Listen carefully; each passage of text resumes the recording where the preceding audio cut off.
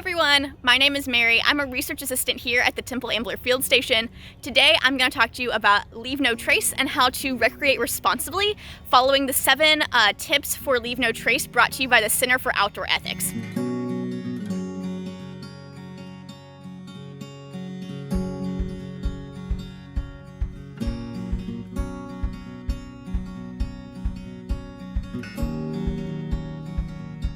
So principle number 1 is to make sure you plan ahead and prepare.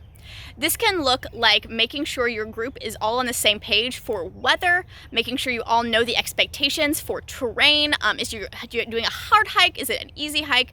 This can make sure everyone is on the same page for what clothing to bring, what to wear, what to pack. This is also going to be really important for making sure your group overall is safer, that everyone has a better time and can really enjoy and get the most out of their outdoor experience. Principle number 2 is to travel on durable surfaces.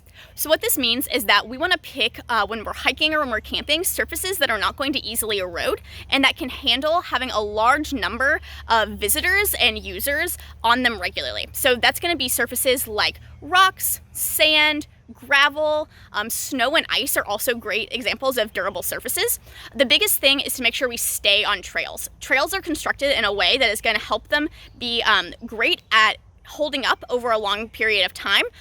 If you stay on trail, it's going to erode the overall environment less because those trails are constructed in a way that they can deal with the repeated wear of users and foot traffic. So making sure that we stay on trail and that we only hike and camp on durable surfaces is a great way for us to leave no trace. So one of the trails we have out on campus is actually a gravel trail. So this is a great example of a durable surface. We know that if we stay on this gravel trail that we are not going to be causing further harm to this environment. Number 3 is to make sure we dispose of waste properly. So this can look like human waste, so making sure that if we have to go to the bathroom in an area that doesn't have facilities, that we're making sure we are properly taking care of that and doing it away from waterways. But that can also mean all kinds of trash. So anytime that we bring something into the outdoors, we want to make sure that we take it back with us so that we're not littering, we're not leaving things like plastics that are never going to break down out in the environment. That also means things like fruit peels and not materials that are not part, maybe they're natural, but they're not part of that environment. That goes for those too. So making sure that anything that we take out, we pack out with us. So this is a really great example of when we should pack out our waste. Instead of just leaving this aluminum foil here, it would be more responsible for us to just pack that guy out when we leave.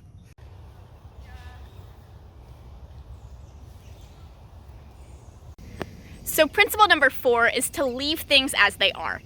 This is important for camping especially. We want to make sure that we leave our sites exactly as we found them and that we aren't taking things from the sites. But this also goes for any time we're hiking and we see cool rocks or cool flowers. A lot of these natural things are used by the animals in these ecosystems. For example, sticks are used by birds to build nests. And so when we take them, we're disrupting these natural processes. So leaving things as we find them is another great way to leave no trace.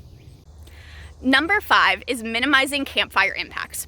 So this is super important in areas that are really drought prone, but just because the East Coast generally is pretty wet, that doesn't mean that we should take this one for granted. This can look like making sure that you are having a campfire that's the appropriate size for your group. This can look like using only existing fire rings and methods that are allowed at your campsite. This can make sure that you're looking around to see if the wood you use will be noticeable. So there's a lot to consider when you're thinking about how to have a campfire responsibly, but doing the background work and checking to make sure that your campfire is up to the regulations of your area is really important when it comes to leave no trace. Principle number 6 is to respect wildlife. So this is really important, especially whenever we are in areas that have a lot of wildlife. So on the East Coast, we get a lot of deer, we get some bears depending on where we're at, lots of foxes, coyotes, all kinds of really great wildlife. And it's important to remember that this is their home and we are the visitors in their space. And so it's really important to never approach animals, also to never feed wild animals. There's a saying that a fed animal is a dead animal. So if you acclimate an animal to be around humans, that eventually it could be dangerous and could eventually hurt someone in its attempt to get food. So making sure that we never feed wild animals, that we really allow them to exist as closely as they can to their natural setting, because we are the visitors to these spaces. And the last one, Principle number 7 is to make sure that we are being respectful of other visitors. So whenever we go to these natural places, a lot of people really want to get the peace and the serenity and the feeling of being immersed in nature. And so whenever we go, we want to make sure that we allow that experience for other visitors as well. So just like number 6, we want to make sure that we're not playing loud music, that we are keeping our lights at like a moderate level. This can also look like sharing a trail, just allowing other people to have the same experience that we want to get when we're outside. So those are the 7 principles of Leave No Trace, brought to you by the Center for Outdoor Ethics. I hope you learned something from this video, and I hope you have a great camp out, and I hope to see you on the trails.